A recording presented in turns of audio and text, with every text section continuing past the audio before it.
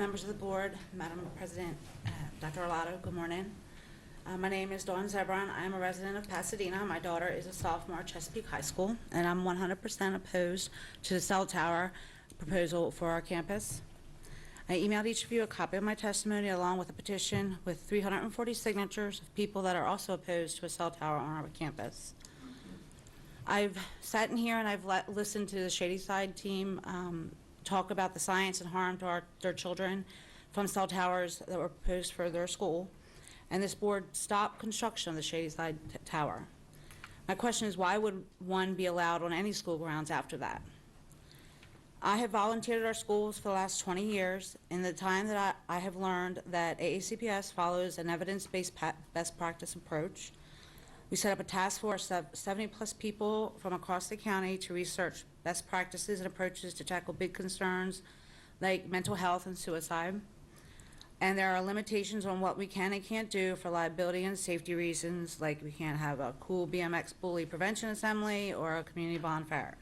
But it's okay to put a 5G macro cell tower emitting electromagnetic radiation on campus, a few hundred feet from where our students are eating lunch, or just a few feet from where they play sports for hours every day. Is the tower benefiting the people placed at risk the most? No. There's cell service around all 3 schools on campus. There's some not so good inside the building areas, but that's because it's concrete and brick, and the tower's not going to change that. I've spent hours looking for evidence saying these towers benefit our students and staff. The only evidence I have found is the growing science behind non-ionizing radiation being harmful to developing brains.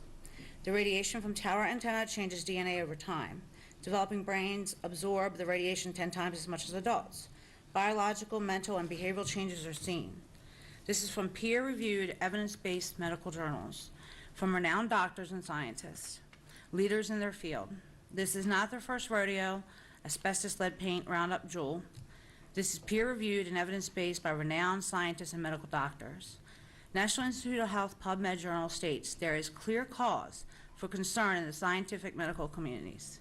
Based on this growing evidence, the National Institute of Health made recommendations in August and again in November 2019. No cell towers within 1,640 feet of schools or hospitals. We need to practice the pause here, think first. Is it needed to provide students FAPE? No. Is it safe? The medical science says no. Is there a risk? Yes. Is it worth the risk of our students? No. Can it be placed somewhere else? Yes. We don't want or need this tower on school grounds and request this board give equity to our community and find an alternative site not on school grounds for the tower. Thank you.